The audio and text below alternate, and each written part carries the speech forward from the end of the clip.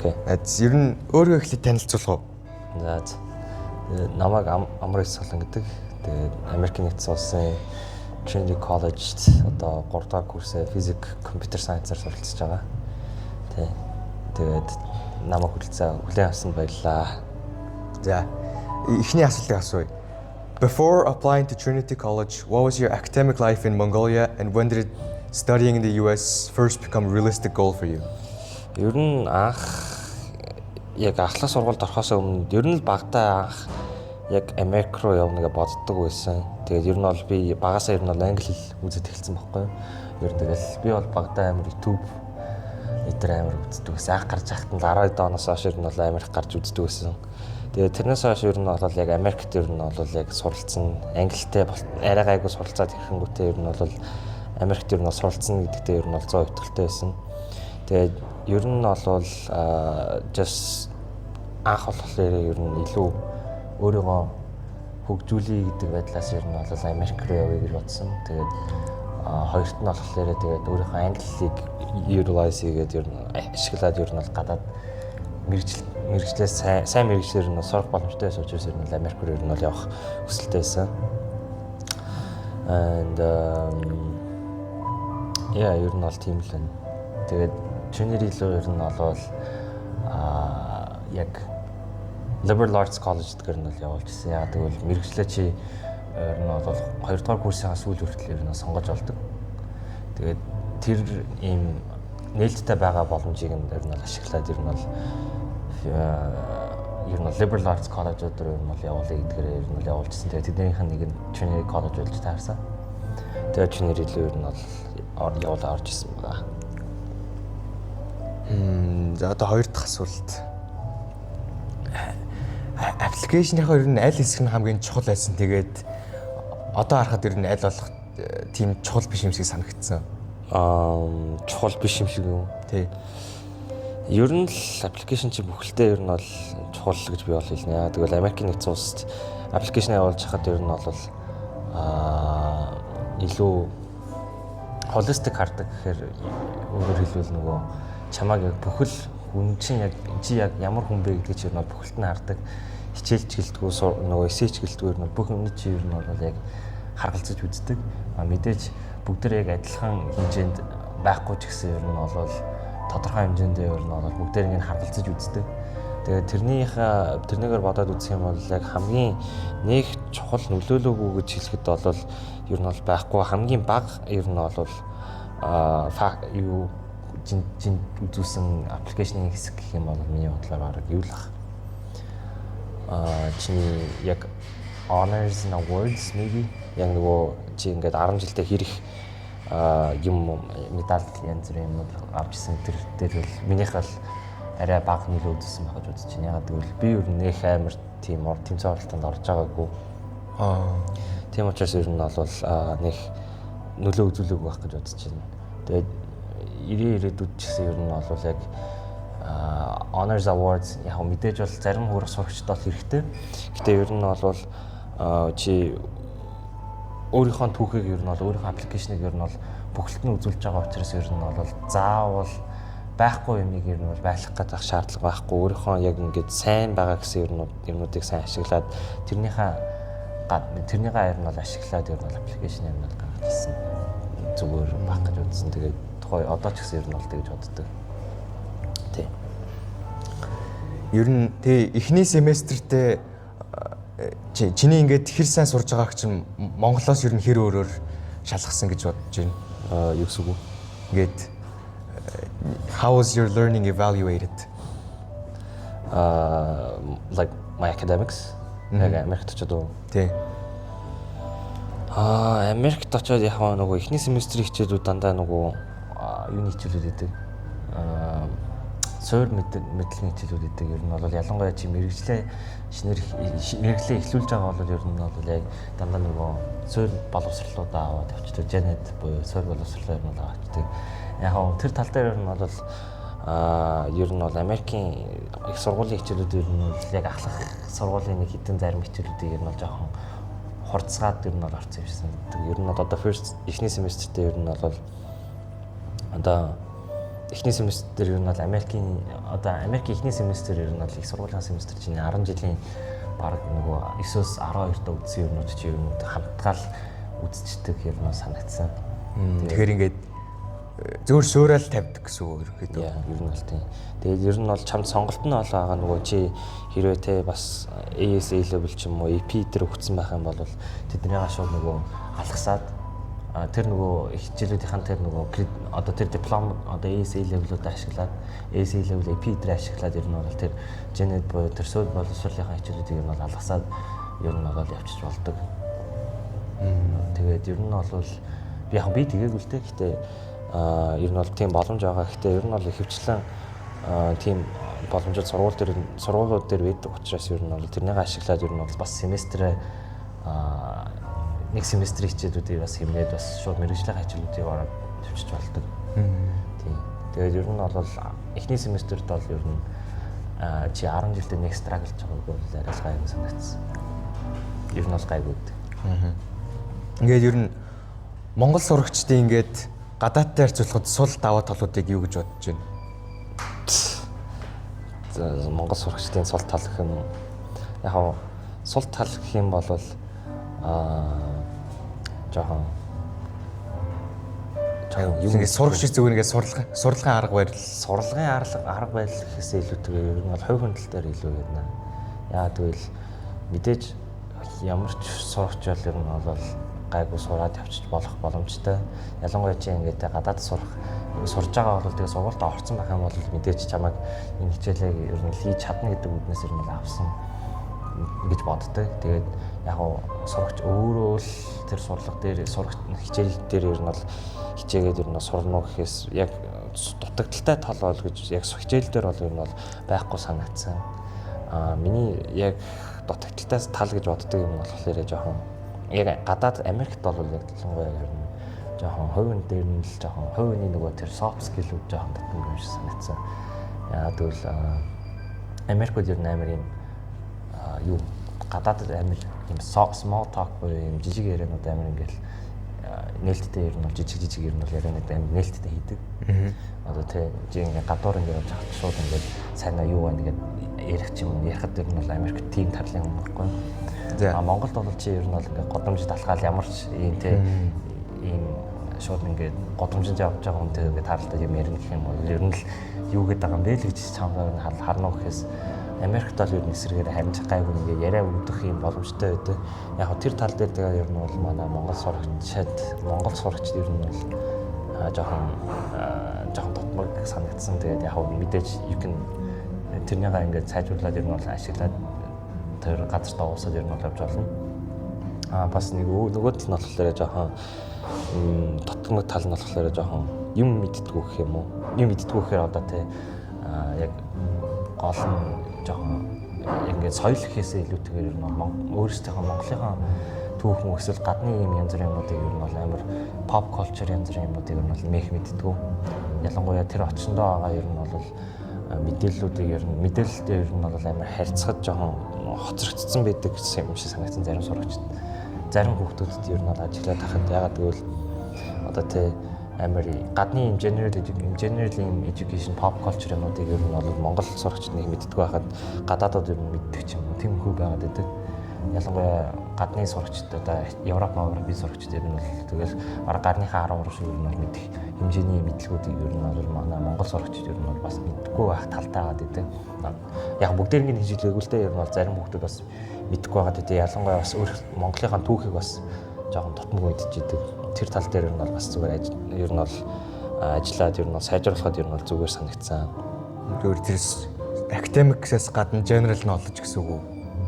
Яг уу тийм. Ер нь академик дээр бол тийм мэдээж тэгэл адилхан загаал явж байгаа. Загаа явж хатан тэгээ суралцаал явна шүү дээ. Харин тэрнээсээ гадна хичээлээс гадуурх нөгөө general education те юм яагаад юм бэдгүү, тэгдгүү, ингэдгүү гэдэг зүйлүүдийг ер нь бол амар дутмаг мэддэг гэх юм уу?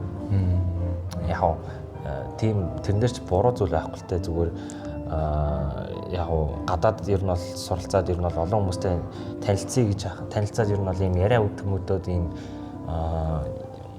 conversation-уудад ер нь бол маш хэрэгтэй гэж боддог. Open ах, closed биш ах гэсэн үг. Ер нь open ах тал дээрээ хэсэглүүлээ. Тэгээ open ахтаа ч гэсэн тэгээ чи ер нь тэгээ юм мэдэхгүй бол юу ярих юм бэ? Тийм үстэй. Тийм болохгүй.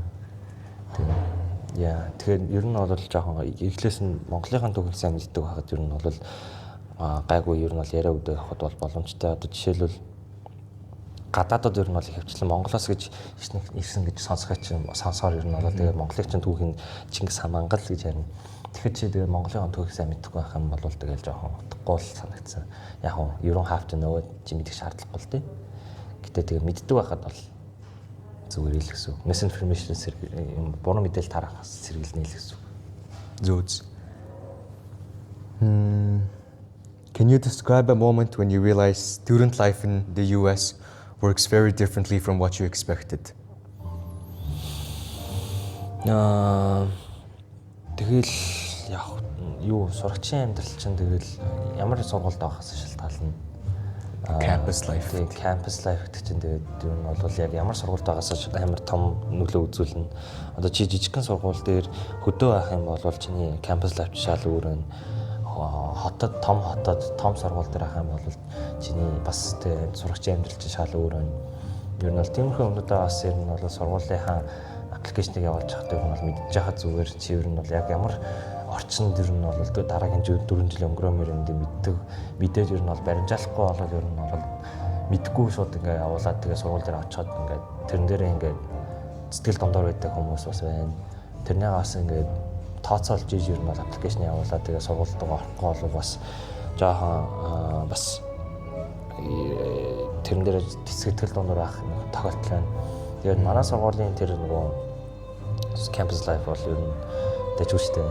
Манайх Harvard State лээ. Connecticut гээд Harvard-ийн Connecticut мужийн Harvard гээд мужийн төв дээр байдаг төв хотод. Тэгээд манайх хотод байдаг болохоор арай нэг хийх юмнууд ихтэй дэргүүр мall ч юм уу те хөтөлбөр ч юм уу эсвэл кино театр ч юм уу тиймэрхүү юмнууд ер нь бол ойрхон гайгүй байдаг. Гэтэ ер нь бол те хөдөө байдаг одоо те сургуулиуд ах юм бол ер нь бол сургуулиас гараал бараг хийх юм байхгүй хэмжээний байдаг учраас ер нь бол бас тодорхой хэмжээнд тэнийгээ судалж авах хэрэгтэй шүү. Тэгээ би болохоор манай сургууль бол тэгээ сургуулиуд дээрээ байж болно. Сургуулиасаа гарч болно. Гэтэ ер нь бол хөвчлэн сургууль дээрээ л үүдэн дөө. Тэгээ хичээл бичээл хийгээл сургуулийнхаа бас тэгээ organize хийж байгаа тэгээ зохион байгуулж байгаа сургуулийнхаа сургуулийн чинь клуб мөс зохион байгуулж байгаа тиймэрхүү юмнуудыг ороход ер нь бол бас гоё л гэдэг. Тийм учраас ер нь бол тэрнийг бас харгалзаад хүүхдүүд маань гоё аппликейшнууд өөрсдөө туссан сургуулиудаараа явуулбал бас зүгээр гэж санагдсан. Тэгвэл яг явж байгаа газар мууж байгаа сайн судал гэсэн үг үү? Сургуулийнхаа байршил хаана байдаг байгаа? Тэр нь тэгэл өөрийнхөө тэгэл сургуулийг тэгэл мэдхэд дараа нь мэдхэд тэгэл ер нь буруудахгүй. Үз. How do professors and classmates usually interact with students and how did that change the way you approach learning? Тэгэл чи өөрөө ямар байхаас шалтгаална шүү дээ. Ер нь бол бас тэг мэдээж сургууль дахиад ер нь л тэгээ сургуулийн ер нь бол сургуулиас ч юм бол өөрөө шалтгаална. Чи тэгээ том улсын сургуульд очиод тэг ингээ баг ингээ нэг лекцийн өрөөнд баг тэг 100 гаруй хүүхэдтэй байхаас эхлүүлээд эсвэл ингээ жижигхэн сургуульд очиод нэг өдрөндөө нэг 20 30 хүүхэдтэй байхаас эхлүүлээд ингээ ялгарна шүү дээ. Өөр юм төрлүүд байгаа. Тэгээ тэр нундаасаа чи тэгээд ямар сургуульд орохоос бас шалтгаална. Миний хувьд болохоор манай сургууль бол жижигхэн. Тэгээд ер нь бол ангийн хэмжээ ч гэсэн ер нь бол жижигхэн байдаг. Тэгээд энийг ашиглаад ер нь бол бас ингээд сургуулийнхаа багш юм уу профессорудтайгаа ер нь бол харилцаа тогтооход арай амар байдаг. Тэд нар чиний нэрийг ч мэднэ, чи тэднийг ч мэднэ. Тэгэл амар юм нээлттэй байх боломж нь арай ихсдэг гэх юм уу. Ихсэн гэх юм уу манай сургууль дээр. Тэгээ би тэрэн дээр ч гэсэн бас амар юм талархаж явдаг. Яагаад гэвэл чи ингээд нээлттэй байгаа энэ юуг ашиглаад боломжийг ашиглаад хичээл дээрээ ер нь бол тийм хичээл дээр ойлгохгүй байгаа юм а ч юм уу. Эсвэл ингээд хичээлийнхаа ингээд дараагийнхаа төвшнийг яаж ахиулах юм ахиулахгүй ч юм уу. Тиймэрхүү юмудаа ингээд багш нартайгаа нээлттэй ярилцаад ер нь бол буруутахгүй байдаг. Тэгээ тэр нь ч амар амар байдаг учраас миний хувьд болохоор ер нь бол жижигхэн сургуулиуд надад амар таалагдсан. Тэгээд энэ ер нь бол тэрнийг ч ер нь бол тэрнийг ч зориод ер нь бол ийм жижиг сургуулиуд руу ер нь бол хөвчл аплайдсан. Тэгээд ер нь бол тэрэн дээр нь сэтгэл хангалуун байгаа. Тэгээ мэдээж зарим өөр том сургуулиуд ер нь бол тийм жижигхэн ангийн класс сайзуудтай байдаг л та. Гол нь тэрнийгаа чи тэгээ сайн судлаад ер нь бол юм аппликейшн явуулахгүй бол ихэвчлэн ер нь бол том лекцийн ангид ороод ер нь бол том олон хүүхдүүдтэй ер нь бол байх магадaltaй байдаг учраас тэрнийгаа сайн судлаад сургуулаа сайн судлаа явуулж явах хэрэгтэй гэж бодож байна. Өөрийнхөө preference дээр толгуурлаад. Яг зөв. Энэ ингээд Монгол хүүхдүүд ер нь ингээд Америкт сурах тухайгаар ер нь юуг буруу ойлгодог тэгээд ойлгохгүй байдаг. Хүүхдүүд амар тэтгэлэг яаж хасан бэ гэж хэдий асуугаад идэг. Тэрэн дээр ер нь бол амар тайлбар өгөх хэрэгтэй юм шиг санагдсан. Яагаад гэвэл тэтгэлэг тэгээд ер нь бол ийм Америкийн их сургуулиуд ер нь бол ингээд чамд сургууль дээр ороход чинь ер нь бол ийм хоёр төрлийн тэтгэмж өгдөг мөнгө. Нэг нь болохоор та бидний яриад байгаа scholarship буюу тэтгэлэг. Тийм үү. Нөгөөх нь болохоор financial aid буюу одоо амьдрах төлөв. Financial aid өндрөх төлөвөөс илүүтэйгээр чамд өгж байгаа мөнгөнд тэтгэмж авахгүй юу? Тэрэн дээр чиний тэ одоо хоёулын авах тохиолдол байна. Одоо энэ дээр явж байгаа гэхэлэр чи ингээд тэ сургууль чи одоо нэг $70,000 нийт төлбөртэй байна гэж бодох юм бол 50,000 чиний тэ сургалтын төлбөр 20 чиний ингээд тэ сургуулийн байр, хоол, мол гэсэн амьдрах тэр задлуудыг чи оруулсан гэдэг.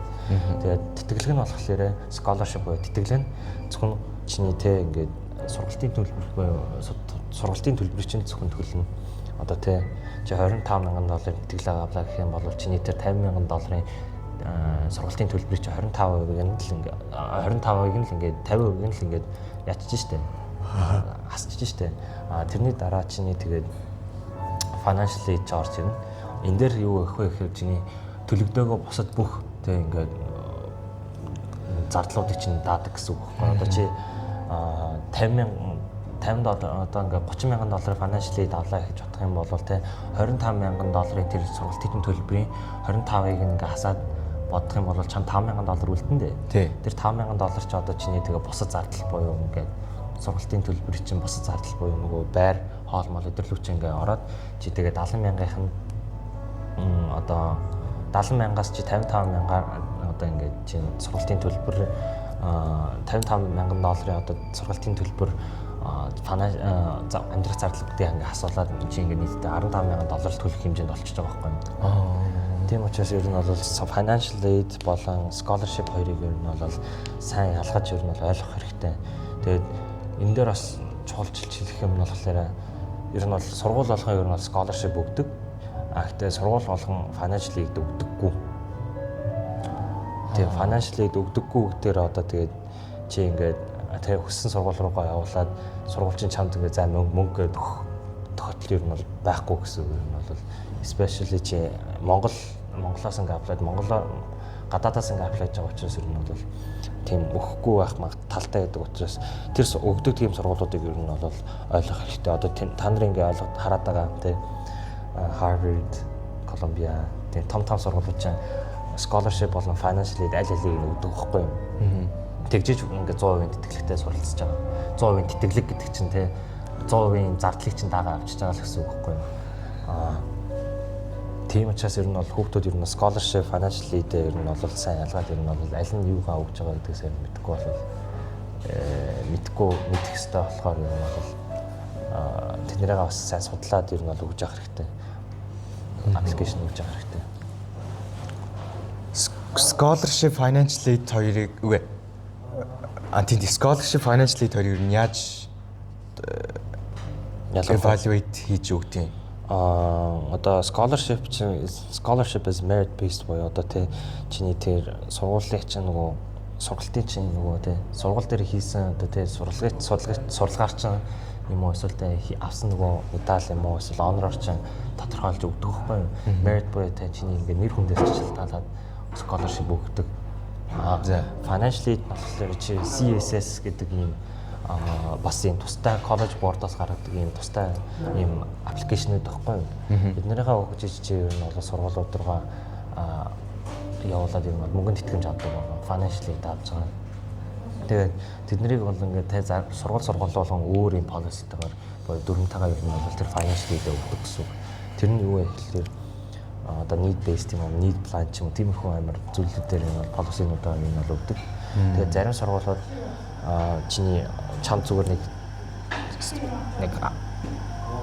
заримыг нь л өгдөг хаа зарим сургуулиуд болохоор чиний хэрэгцээтэй хэмжээнд гэсэн бүхэлдэж юм бас бүх хэмжээнд л гэсэн. Одоо need based одоо they will cover your all of your needs боёо одоо тэ чи нэг тэ сургуульдаа нэг $5,000 л төлж чадна гэх юм бол чи тэгвэл $5,000 л төль гэж сургууль чинь тийм хүн ингээд мөнгөн пакэж өгөх ч юм уу байдлаар юм бол амар ийм open гэдэг учраас бас тэднийгээ судлаад явах хэрэгтэй. Тэгээд дахиад хэлье ер нь бол бас бүх сургуулиуд тийм байдаггүй тэрнийг бас сайн судлаад үзэх хэрэгтэй шүү. Тийм л.